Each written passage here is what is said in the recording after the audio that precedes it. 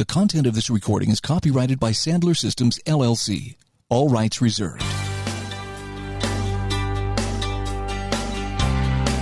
This is the Building Blocks of Success with Glenn Mattson. Welcome back to the Building Blocks of Success. We've been talking about the attitude with regards to the success triangle. We spent some time taking a look at our belief systems and understanding that how we are wired inside of our heads really has an impact of about 90% of all the decisions that we make come from our belief systems. And of course, those decisions that we make, some are good and some are bad, some have great outcomes, some don't. But again, they come from our belief systems. Then we take a look at what a successful mindset is and how that is important to take a look at when we deal with things like confrontation, when we deal with things like roadblocks, risk, failure, etc. Having that right mindset changes your ability to handle it, to move through it, and to learn from it. We also talked about living your lifeline, meaning that if you make decisions, you're going to have to live with the consequences of what those decisions create. You can't be blaming the outside world. You can't be saying that it's not your fault. If you make a decision, that decision creates results, creates an outcome. That is all on you. So when we take a look at the attitudinal piece, yeah, it's the fear of rejection. Yes, it's controlling your emotions and not having panic. Those are all vital, important things. Yes, we talked about how fear of rejection really has a massive impact on our ability to grow. Procrastination has a big impact. Futile emotional states, which is when you don't have conviction on what to do in a certain situations, you panic. And when you panic, your brain shuts down and you literally get immobilized. That's why after events, sometimes after a phone call or after a sales call or after a meeting, sometimes you walk out saying, oh man, I should have said this. I could have said this. Why didn't I say that? Again, back to emotional involvement. You had the competency of what to say, just in the heat of the battle, you didn't think of it. So all these things are true about where we are. All these things are true about who we are. But the building blocks of success, when we take a look at attitude, is really about understanding this section today is about failure. It's very difficult with all the programming and conditioning that we have in our society and how most of us grew up, that for us to turn around and say, yeah, let's just go fail. This is great. Let me do it again and again and again. Isn't real. Most of us grew up in a society or in a household that failure is negative. If you fail, you're a loser. If you fail, you're embarrassing. If you fail, you should feel awful about yourself. These are all the crazy things that some of us have been taught. Reality is failure is a universal. It's a part of the human experience. It's important to fail. And by risking failure is really the only way that we can accomplish anything in our life. And you look at it as a young child and how they learn to walk, how they learn to stand. Stand up, fall down, stand up, fall down, stand up, fall down. You don't have a 8-month-old or a year-old putting its head down, feeling embarrassed, feeling uncomfortable because it keeps falling over and it's trying to learn how to stand. It doesn't happen. It's learned. It's a learned trait. So what I want to do is spend some time with you is really looking at this thing called failure, looking at the process that we have of failure, understanding that there's an anatomy to failure. There's a process that happens when we fail, and you have to understand what that process is so we can learn to move through it without making really any critical decisions. So I'm going to spend a little bit of time with you today talking about the anatomy of failure. And then from there, I want to turn and really talk about the lessons that we can gain from failure, because there's a lot of great stuff that happens, but when we take a look at really where we are and how most of us grew up, we have to start asking ourselves, what does failure mean to you? What does failure been tattooed inside your head to mean? Listen, I grew up in a household, had 3 brothers, we all played sports, a lot of testosterone getting thrown around that place. And failure really meant that, honestly, you were a loser. And it wasn't a positive experience if you fail. You take a look at sports. Yeah, you fail at practice a lot. But at the end of the day, you don't want to be the one that loses the game because it's a failure. So we have this mystique that failure is negative. Yet if you look at any successful individual that we may know out in the real world who has built a business, grown the business, taken it to the next level. All those individuals, for the most part, that we see and you may know about or read about, they have all failed dramatically numerous times. Walt Disney failed several times. Hell, he even became bankrupt on one occasion because of what he's trying to do. You have individuals, right? You take a look at Lincoln and how many times that he did not actually pass or succeed with regards to being voted in an office. Take a look at Edison, how often he failed over 2,000 times trying to get the light bulb right.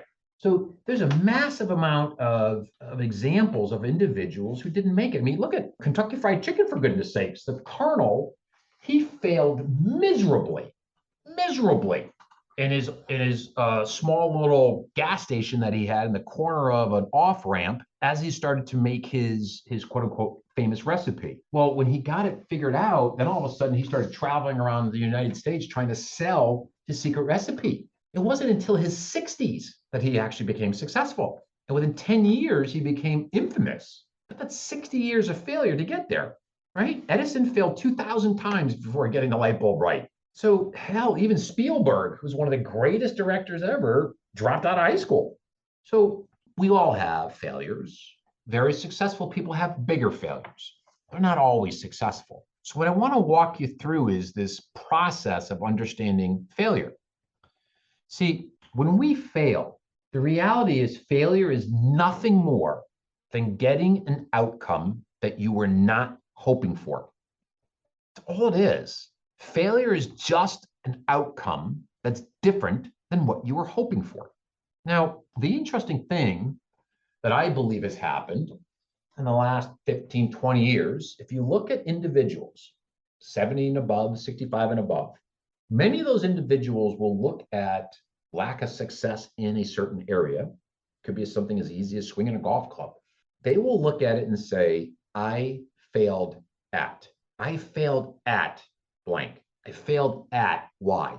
Yet if you look at the younger generation today, in the world of psychology, we haven't been able to put a finger on why, but there's a fair amount of individuals that have converted the I failed at to now a mindset that says, I'm a failure because. That is a massive shift.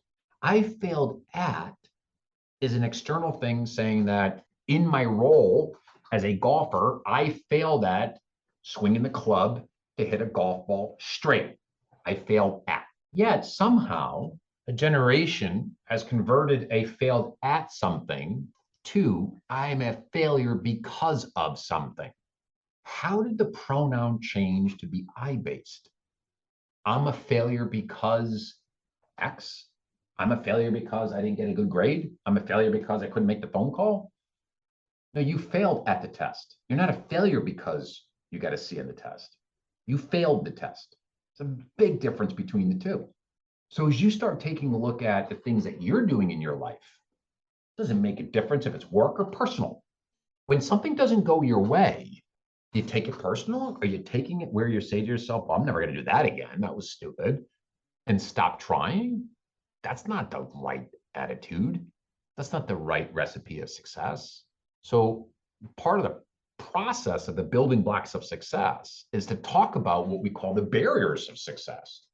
And one of those building blocks or barrier, depending on how it impacts you, is failure. So what I'd like to do is walk you through the anatomy of failure. It's 5 steps. It's really having an understanding of what happens when you fail. And if you can understand what happens when you fail, you can at least recognize where you are in the process. And you can also make sure that maybe you can speed up the process. But one of the things I want to make sure you realize is the process is going to happen.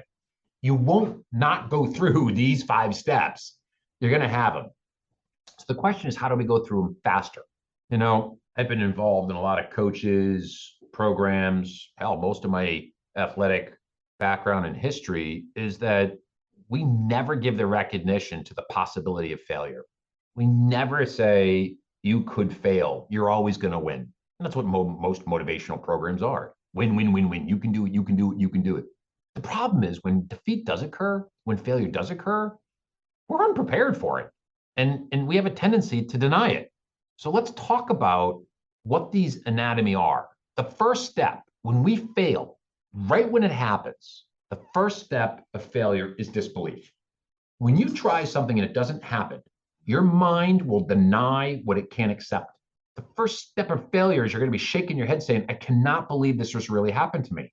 The most important thing that you got to make sure that you do in this step, and quite honestly, in all 5 steps, is no major decisions about your life needs to be made right now. Never make a major life decision while you're in these 5 steps. Unfortunately, an awful lot of people do make life decisions and business decisions when they're in the anatomy of failure. It's the worst place to make them. So the first step, again, is disbelief. You're not going to have the capacity to handle the fact that it just happened to you. So when it happens and you can't really deal with it or you're denying the existence of it, the most logical step your brain's going to do is deny it.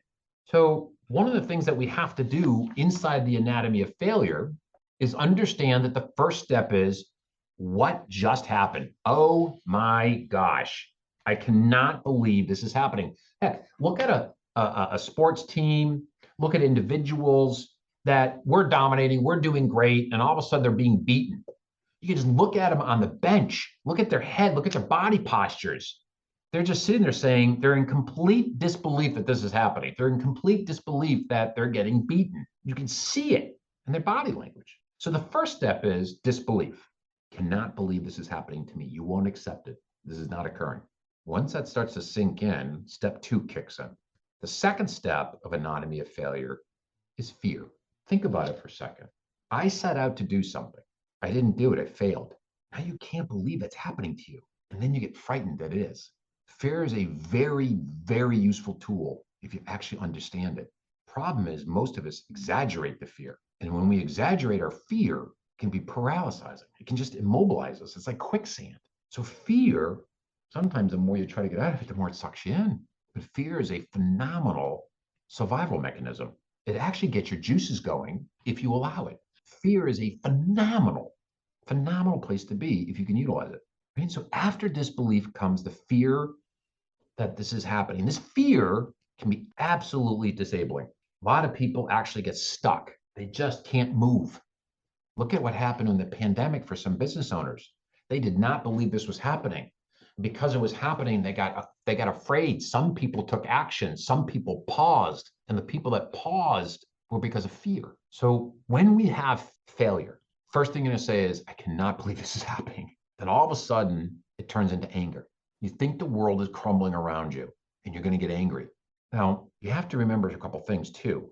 When anger happens, we have something called stamps. A stamp is, I'm angry, and I don't know where to take it out, but someone's going to get it. So maybe you heard the old kick the dog when you come home, or you go to the driving range and hit some balls. You go to the gym and punch the bag. You come home and you yell at your kids or your wife or your husband for really no particular reason. The reason is you're angry. And usually, unfortunately, you focus that anger outside to others. So think about it. We have disbelief, then we have fear. Fear turns into anger. That's the third step. I cannot believe this is happening. Now I'm afraid. And then after you get afraid, you say, what?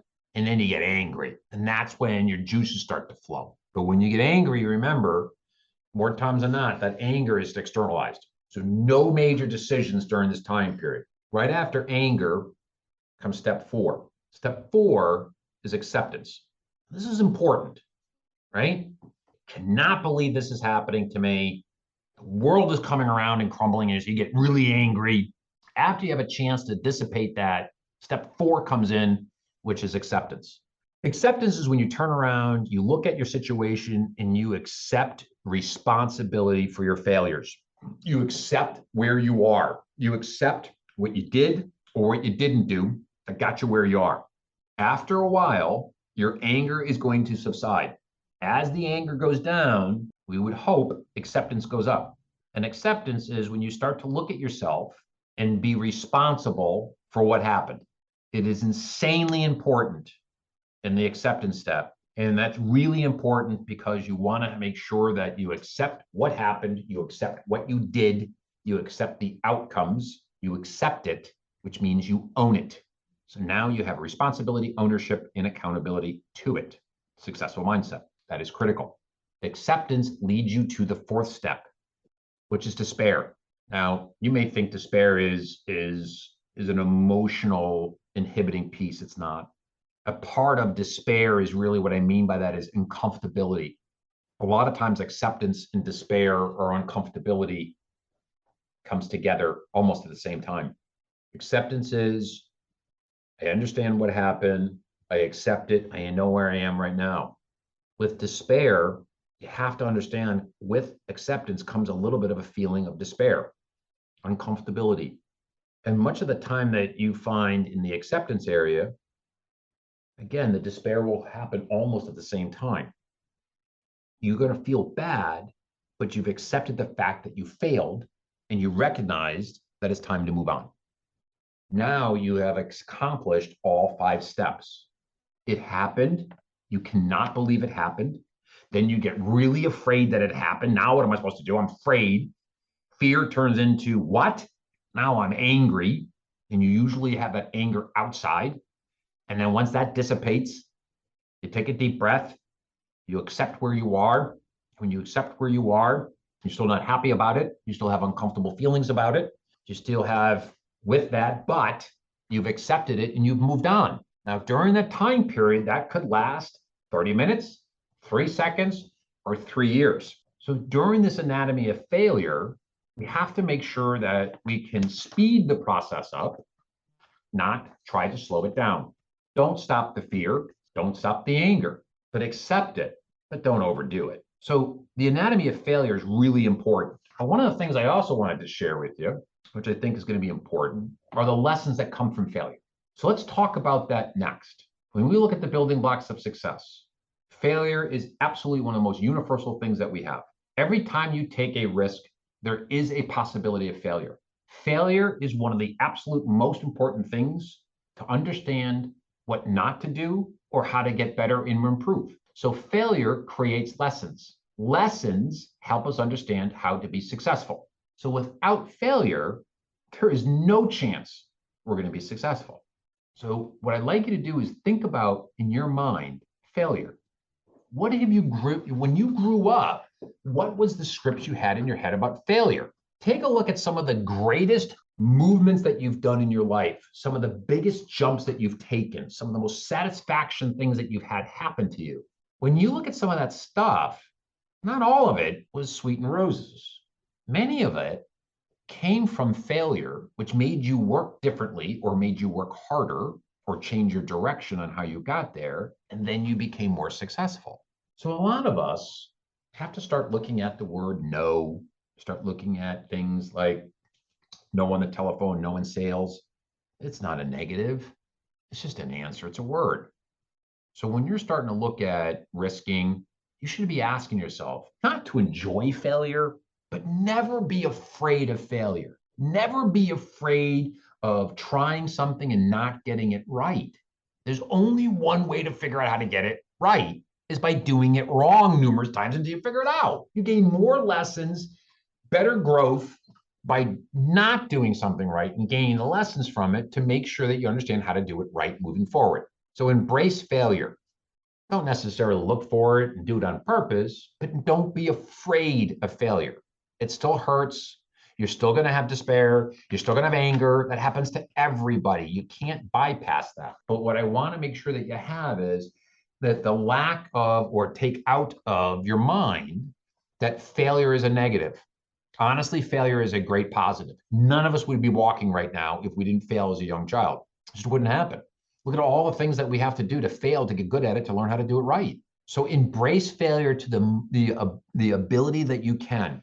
Ask yourself and keep putting down in front of you so you visually see it that failure is not a bad thing. You should be asking yourself every day when you go home from work, what's my lesson for the day? What's my lesson for the day? If you don't have a lesson for the day, you didn't push yourself. You didn't push yourself to be the best version of yourself. Being the best version of yourself isn't easy. Being a success, whatever that looks like for you, isn't easy or everyone will be doing it. So when you look at what you want in life, you're going to have to take risks to get there. It's just the way it is. And you're not going to be a great risk taker if you're afraid of failure. So embrace failure to the best of your ability. Realize that some things you have to do, you're not going to be good at. I was literally at a gymnastic area picking up somebody, And I see this young woman, girl running down and doing one of these vaults. And she ran, jumped, and man, she did not do it right. And she just literally, her whole body slammed against this thing. It looked really painful, even from the outside. She got up. Obviously, she was in a lot of pain. She was embarrassed. And one of her friends came over and I could hear her say, "Don't worry about that. We all have done that." And you could see the difference in her face. She's still in pain. She's still embarrassed. But it didn't mean that she was a failure because she couldn't do it. It meant that she failed at doing it. And there's a huge difference. I'll see you next session. We're going to be talking about the lessons of failure. This is the Building Blocks of Success with Glenn Mattson.